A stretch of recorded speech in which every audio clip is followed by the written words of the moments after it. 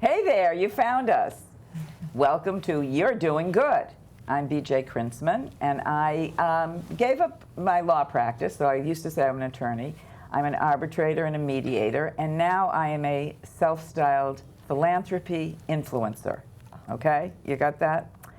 And what we do is we highlight organizations that are doing good and people who are doing good. And tonight I'm just so thrilled with our guests because this organization is doing great good. So join me in welcoming. First we have Brenda Noel. Hi, Brenda, welcome. Hi, thank you for having me. And we also have Steve Romano. Hi, thank you very much for having me. And they are here tonight, and they are representing Pathway to Possible. And I'll be honest with you, I did not know about Pathway to Possible until I actually, I don't remember how it came to my attention. I was sort of looking around for charitable organizations and nonprofits in Newton, and somehow you came to my attention. There could be a different reason, but I don't remember. Anyway, so first, we're going to talk about Brenda a little bit. Sure. Because in addition to being the executive director of Pathway to Possible, she's also been a city, still a city, no, you said you're no longer, former city councilor. And that gives me the opportunity to say, hi, Josh, in case you're watching, because my son is a city councilor. So anyway, Excellent. Brenda, tell us a little bit about yourself. You live in Newton. I live in Newton. We moved here in 2010. I'm a social worker by training.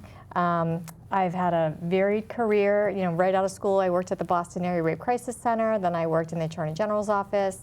I had twins. And then I was a nonprofit consulting, raising money for nonprofits. And that's how I got connected to Pathway to Possible. At the time, it had a different organization, a different name, pardon me. It was called Newton Wellesley Weston Committee for Community Living. Some folks out there may have heard of it because we've been around for 53 years. Oh, wow. So it's a long time. So in 2018, we did a rebrand. I became the executive director in 2018. It was 7 years ago. And I didn't build my career in disability services, but I love it. I absolutely love it. Excellent. And you became associated with the you learned about the organization through your prior work. As a consultant, As yes. a consultant, and then it drew you, and then they grabbed you. And I they get grabbed it. me. They And they grabbed grabbed you. me. They said, this is who we want as our Yes. ED. Yes. Right? Got it. And Steve Romano, tell Newton who you are. I live in Newton Corner, and I'm a marketing communications consultant, and I've been one of the longest volunteers with Pathway to Possible. I actually started when they were that other organization, NWW, which is the nickname for the organization. And I had been volunteering with Project Literacy, helping adults learn to read. And when that ended, I was looking for another opportunity to sort of help give back. And I saw an ad. At the time it was in a newspaper, because that's how old I am. We looked at ads in newspapers. And they were looking for volunteers for the equivalent of a Best Buddy type program at the time. And so I volunteered. And since then, I've been basically a buddy to the same person for, we think, 30 years. We're not sure of the exact count of years, but it's a long time. I want to say the oxymoronic, which is you're like a professional volunteer, it seems. You know, I mean, you're not that you get paid, but that it's consistent in your life. You want to be volunteering and helping. Well, I guess the answer to that is yes, I am a volunteer, but you know, it doesn't take much time or effort to be kind to people. And you know, so people should do that. Everybody should. It really is not a major commitment on anybody's part to do what I'm doing with an organization like Brenda's organization, which is a great organization. They're doing wonderful things, and I'm happy to be part of it. They're doing wonderful things. So let's get into Pathway to Possible, which why don't you define, give us the elevator. The elevator pitch? Yeah. So we are a nonprofit based in Newton. Actually, our administrative offices are right in Newton Center. You might have seen our sign. And we have 5 houses in Newton and 1 in Wellesley. We do housing and services and sort of quality of life support for individuals with intellectual and developmental disabilities. So the 5 homes in Newton are staffed 24/7. So they have anywhere from 2 to 3 people there at all times. And then our Wellesley home is for independent living. So those folks have a lot of unstructured community time, and they have about 15 hours a week of support. And so the program that Steve is involved in is with our independent living program. And I have to ask you, because when I was poking around the website for Pathway to Possible, and maybe we can get up the little streamer on the bottom so it shows Newton Pathway to Possible and the website and the phone number to call. But it's that one of the houses is in Waubun, and I live in Yes. Waubun. Where Yes. is this Waubun? See, I didn't know about it's these funny. places. One of our slogans, one of our pitches has been, "You may not have seen our homes because they look like your homes." So we work really hard to become part of the community. We don't want to be the house on the block that people walk by and say, "Oh, that must be a group home." Our homes are very much representative of the communities they're in. We have one in the Oak Hill neighborhood, one on Newtonville Ave. We have one in Waubun on Coyne Road. We have one on Webster Street, one on Orchard Ave in West Newton. So we're really embedded in the community. No two houses are alike. They're all very unique. Right. And they were developed with different funding streams. It's kind of complicated, which I'm happy to talk about. But so they all sort of have a different backstory on how they came to be one of the homes at Pathway to Possible. Right. I do want to get into that. Steve, do you go to the same house every? You're particular to one resident. Yes. Is that what it is? A gentleman by the name of Severn. So Severn lives in Wellesley in a house that is just a perfect house for the guys that live there. He lives with 3 other people, I think, at this point now. And so what I do is once a month, Severn and I will do something together. So in the earlier days, we went to Fenway, we've been to Gillette, we've played basketball, we've gone to the movies, but now primarily we go out to dinner. Severn loves salmon, so we go out to dinner and get salmon every time we go out to dinner. Nice. So I pick him up at his house, and then we go outside. And do his something. house is in Wellesley. His house and you is in pick him up. Wellesley. Does he have family around, or are you it for him? He does have some family, but it's a combination of the family that Brenda's created for him and the family that he grew up with. He has sisters. Oh, okay. And I think he has a niece that he's fairly close to. And you said there are 2 to 7 residents in any of the houses. Well, anywhere Are they from- segregated, No. all men or all women? Or No. So anywhere from 5 to our largest house has 8 folks in it. Oh, okay. So our houses are co-ed. There is one house on Newtonville Ave that's all women, and it's been women for a long time, and it wasn't initially intentional, but now it's kind of working for everybody, so we're keeping it all women. One of the things that's really hard to get your head around, which is why I love that Steve is here, is that the thing about Pathway to Possible is folks come to us and we are their home. And they don't graduate, like other mission-driven organizations, there's an issue, there's an intervention, and then there's a recovery. Folks come with us for life. We are their family. They don't graduate from us. They are with us, and if we do this well, they will live out their days in our homes. So the fact that Steve has a 30-year relationship with one of our clients speaks to how amazing Steve is, and that this gentleman has been part of our organization for 30 years. Yeah. I didn't realize the stability. So the idea isn't to move them on anywhere else. No. The idea is to provide them This is their home. They're Newton residents. They are Newton residents. They vote in Newton. They live, work, and play in Newton. This is their community. Yeah. And what are the disability? What are there qualifications to Sure. become a resident? And I don't answer that one. And then when you're finished answering that, I also want to know if there are ever openings. Because you're Sure. saying sort of for life. Yes. So all of our folks currently are referred to us from the Department of Developmental Services, which is overseen. It's the state organization overseen by Executive Office of Health and Human Services. So they're referred to us, and the primary funding is from what we call DDS, the Department of Developmental Services. Everybody meets that definition of an intellectual disability, and that's defined many different ways. Somebody can be born with an intellectual disability. They can acquire an intellectual disability, and some folks, in addition to that, might have a physical disability. But the common denominator with our folks is an intellectual disability. So they come to us. We learn, there's a little bit of a vetting process. They have to like us. They have to want to be part of our community. Right. And one of the tricky things too is making sure that the housemates, it's a good fit, especially with age. Like one of our biggest challenges is like a new person comes in and everybody in the house is older. Nobody who's 30 wants to live with 65-year-olds. Right.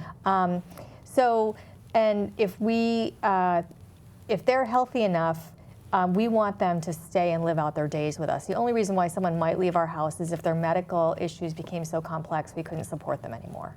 All right, and when you use the term intellectual disability, intellectual, because it's hard to keep up with what the politically correct terminology, but there must be a range absolutely. in that. Okay, so is this, tell me the range. Let's do that you might have in the houses. The way I would maybe talk about it is around independence. So we have we have some folks that are maybe not verbal. They need help with care and feeding, showering, hygiene. They might have some swallowing issues, so their food has to be very specific. They need to, help with feeding. And then we have folks who are much more independent. We have one young man, folks have maybe seen him in Newton. He works full-time at Trader Joe's. He lives in West Newton House on Webster Street, and he's out and about. He rock climbs, he does this, he does that, and he has a lot of independence. So we have the full range. Right. So, but you don't select, they come to you from the Health and Human Services. Yeah. And this is a statewide organization. Statewide. Well, Pathway to Possibles, we might get referrals from throughout the state, Right. but we're a Newton organization. Right. And there's one house in Wellesley, Yes. correct? Okay. And we're taping this on April 1st. No fooling. See the way I did that? See the way I did that? But we are now in the throes of a Trump administration who is threatening to take away all funding from anything that smacks of DEI, Sure. that uses the word inclusion. I think you're not allowed to, anything else. And the state gets money from the federal. I mean, are any of your funds threatened right now? So in-house, we've done an inventory of what are our vulnerabilities. We probably have 5 major vulnerabilities at our organization. I'm hesitant to say them out loud because I don't want them to come true. But at this moment, our funding streams are still coming through for us. Like, we get federal dollars through housing and urban development. Our folks are on mass health. Our folks are surviving on Social Security. They get SNAP benefits, which used to be food stamps. And 40% of our workforce are immigrants, which is a big concern for us. Oh boy. So we've got several vulnerabilities, but 40% of your workforce or residents? Workforce. Workforce. So the folks that are going to take care, I mean, we have 70 employees. We have a 24/7 operation. Wow. So there are things that keep me up at night, but at this moment, nothing has changed. All right, so I'm trying to do the math. 8 times 8 times 8 is 64. This is the maximum number of Right. residents you have. So you really have closer to 50 or so? No, we have 38 clients. 38 clients and a staff of 70. Yeah. And, It takes a lot of work to support somebody with a disability. and a lot of money. We're actually a $6 million organization this year. you $6 spend, million. meaning you spend $6 million a year on your Our programs? budget is $6 million. Yeah. 85% of that is payroll. Yeah.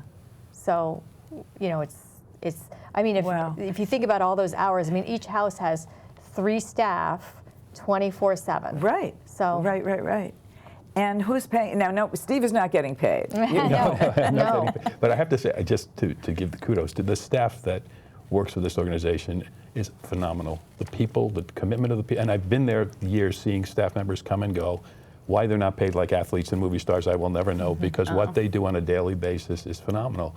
And they form very close relationships Sure. with the clients, so it can be difficult when the transition happens, but I've Okay. seen it, Brenda and her team come in and successfully make that transition work for the clients. Excellent. And it's, And where is Severin on the spectrum of well, I was almost interrupted the earlier. abilities, I guess? Severin is on the virtually fully independent. Yeah. So there is, it's very easy to hear that phrase, individual intellectual disability, and then assume it is somebody that is basically on their own, doing nothing. Severin worked for Filene's Basement for his full career, retired from Filene's Basement. When one year they had Man of the Year awards at Filene's, he was awarded Man of the Year. There was a huge ballroom celebration at the Park Plaza that Bob Lobel at the time was the newscaster. He hosted Right. it. And I mean, that's the way Severin is living his life. He's not, thanks to Brenda's organization, he's not sitting in his room staring at the TV doing nothing. So he's very much an independent. He's also gotten older, so as have I, so neither of us are as independent as we were when we were first friends. But So when I went on the website, the Pathway to Possible, let's get that the streaming up again, because we want to make sure everyone knows what these good people do. We're talking to Brenda Noel and we're talking to Steve Romano. The goals of, you said they're there for life, possibly. What are the goals, I would say, of Pathway to Possible in terms of, independence and community in those? Sure. So, our mission statement is about serving individuals with intellectual and developmental disabilities and their families. Because one of the things is the folks that come to us, it's a package deal. They've got loved ones that care deeply about them. And part of our core values is build meaningful relationships, have them be part of the community, foster independence, and continue to advocate for their needs. Yeah. And that's something we take very seriously. And we sort of approach that on all different levels. I mean, one of the things I love about being in Newton, though, is as we're talking about the clients, my guess is some of your viewers have met the folks that we serve because they're always at the Hyde Center on Friday nights in the summer for John Rice's film festival and music, and they're always at the farmers markets and the fairs, and so they're everywhere. Yeah. You've seen our folks, and Severin's quite a regular at the senior center in Newton. Oh, nice. So Nice. he hangs out there a lot. So our folks are everywhere. If you've probably all met them. All seen them. And advocacy, you get involved in advocacy for them? Sure. I mean, the biggest thing we're fighting for. We've been running a campaign for the last couple of years. It's called a campaign for a living wage, because what happens is, so the state covers about 95% of our budget, which is, as if you're out there and you're a nonprofit manager, those aren't great numbers because you never want to be that dependent on one funding source. Right. So we raise about $500,000 a year. And what we're able to do with that money is what I almost liken it to the most important piece is that the state allows us to pay our frontline workers, our direct care workers, about $19 an hour. We fundraise so that we're able to pay those folks $23 an hour. So we start people at $23 an hour. Now, there's a study that says a person living in Massachusetts still can't live off $23 an hour. The number's more like 32. But we're working through fundraising to get closer to that because it is really hard work, and we want to make sure we're compensating people. So that's been where a lot of our fundraising dollars are going. And in addition to that, we have events for our folks. We do an annual dog show that's coming up in May where we ask community members who have friendly dogs, as long as they don't bite, they're welcome, to come. And our host is the All Newton Music School. They're gracious enough to have our event there, and it's certainly a good time. We also do a... Wait a minute. I know. I have a dog. Wait a minute. I'm a new dog owner, actually. It's a dog bite? No. Then you can bring the dog. She's fabulous. But what happens I want to know what happens at the dog thing. It's really a crowd pleaser. So all these dogs come of varying skill levels. Everybody, it's sort of like your child. Everybody thinks their dog's the best, The dogs can do almost nothing or everything, and so they come up to the stage and they get, am I being serenaded off screen? No, I don't know. We're hearing music in here, John. John, we're hearing music. So something's going on. The dogs go up to it starts very formally. We have a panel of judges who are members of the community. We sing the national anthem to kick it off. And then the dogs come up and they're introduced. And they do whatever they do. Sometimes it's nothing. Sometimes they grab a ball. Sometimes they sit. And then the dogs walk off the stage and go out in the audience and say hello to all of our guests. And then at the end, the award ceremony happens where every dog is given an award unique to their personality. It brings the house down. It's a good time. It's a good time. So it's a talent show. Pretty much, yeah. Yeah, but we're sorry. We have heard the cats are upset and the guinea pigs. It is just a dog show. It is just a dog show. So. Okay. So tell us, who's paying for these services? I presume me, the taxpayer. The taxpayer I don't know. is paying for it. Thank you. Thank you. Yes. So the majority of it is the taxpayer. Like I said, we get our budget this year is just over $6 million, 5.5 of it, which comes from the state. And it's coming through, one of the things that's interesting about as a former city councilor policy person is disability services is bipartisan. We all agree, regardless of how you vote, how you subscribe, we believe that these folks deserve a certain quality of life. They certainly deserve housing. They deserve, clean, fresh food, safety, engagement in their community. And so out of those policy decisions comes funding. And the disability movement actually came on the heels of the civil rights movement when we were advocating for women and people of color in the late 60s, early 70s. The disability movement was kind of late to that party, but got on that train. Do you know why it came then? Why? The Vietnam War. because Oh, interesting. yes, because these Interesting. young people came back disabled. Right. Interesting. And that's when the curb cuts came Started. in. Oh, right. I'm sure that's exactly when it happened. Well, what's interesting is, believe it or not, the American with Disabilities Act was not signed into law until the 80s. It was the first George Bush that signed it. So Right. it took some time, you know, and what you see when you see policy decisions made is people's attitudes change and policy follows. So we're a response to those changes. Right. So let's talk. So we talked about the dog show, and there's a dance party you have. We have a dance party, which we again lean on the community, which I'm very grateful for. Some people are like, when I start calling, you should know this, they like, wrong number, because I'm always calling asking for something. So you know These are fundraisers. The dog show's a fundraiser. No, it's a community builder. Oh, you know, we okay. don't charge for your dog or And anything. the dance party's not a fundraiser. The dance either? party's for the clients, but I Okay. go to the community and ask for space, snacks. You Yep. know, so we had our first one last year, and my vision was that I wanted it to be like a Kardashian birthday party. I wanted balloons, I wanted blow up letters, I wanted this, I wanted a DJ, and it was great fun. It was great fun. And you know what I'm thinking, and Kathleen, if you're in the sound booth listening to this, I think that New TV ought to get out there and put it on the news, on the New TV news, I love that. to cover the dog show, I love cover the it. dance party. Okay, idea. Kathleen, you heard it here first. We're going to right. get somebody on that. I'm a little Excellent. offended. I didn't get an invitation to the dance Dance party, it was pretty fun. It's pretty fun. It's on The our dog show I've been website. to, but I've Yeah. not been invited to the dance party. Now, what is your connection to Newton in terms of funding? Are you supported by the city or not? Yes. So Newton does a lot for Pathway to Possible in the realm of community development block grants. So Newton, for the past several years, since I've been the executive director, has given us a small grant to support our mental health services, and most recently they've been investing in our properties to make sure that, you know, we just got a community development block grant several years ago, put a new roof on one of our homes. We got new windows on one of our homes. And the reason why we're eligible is because the folks who live in these homes meet the definition of very low income, because they're all on Social Security. Right. And they also, they kind of fall into two qualifying buckets, that they have a disability and they're very low income.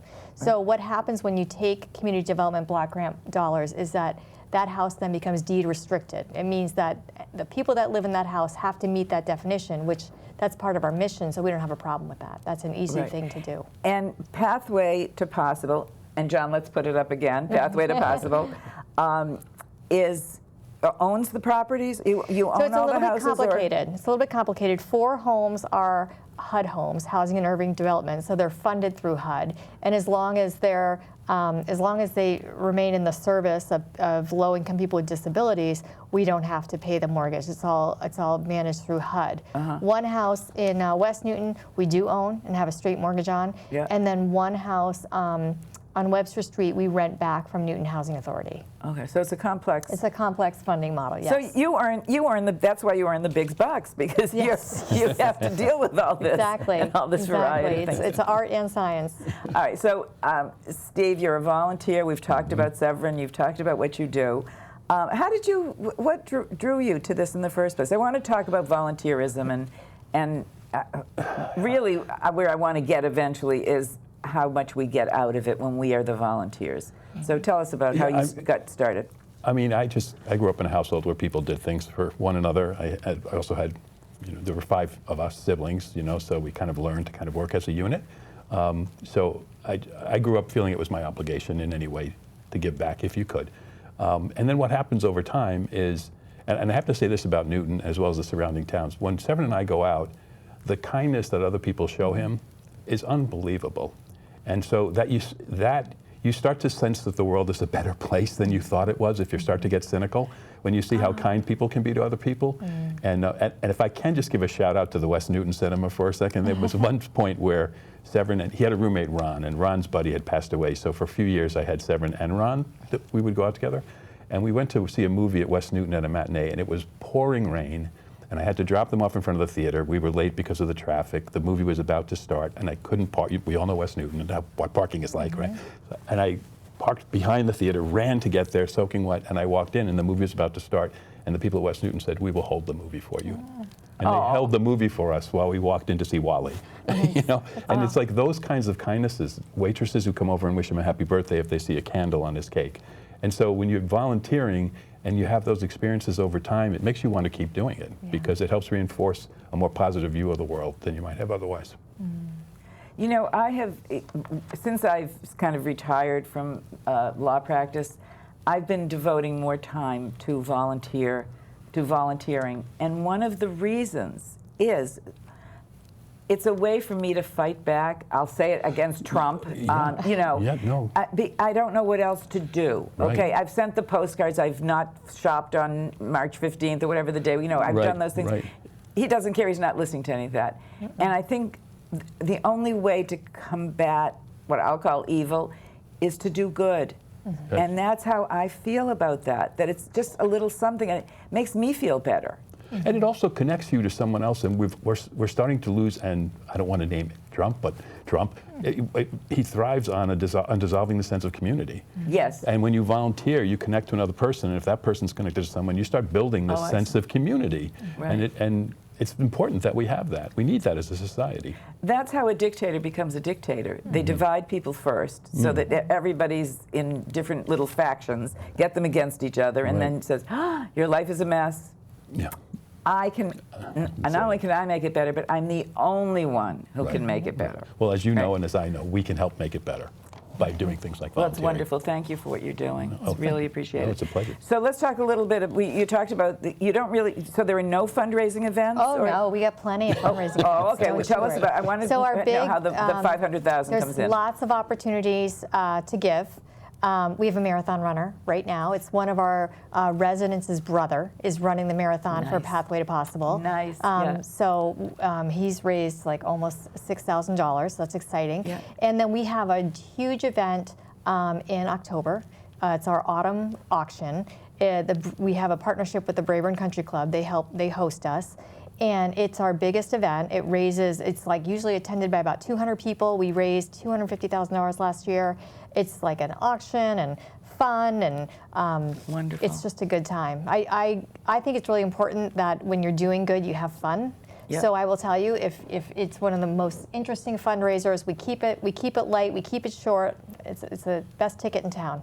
I'm going to give a shout out to Brayburn, by the way, because I'm going to a fundraiser, the big gala or whatever it is for the Second Step in a few, and so they donate their facilities. It's fabulous that they're doing They're it. very good and very good to the community. Great. Final question. We're getting sort of near the end here, but not final, but do the residents pay, and do they pay any money, or their families pay any money for them to stay? So there's a nominal fee that the residents pay, which is part of the programming of ensuring independence, that they have some agency in what happens in their lives.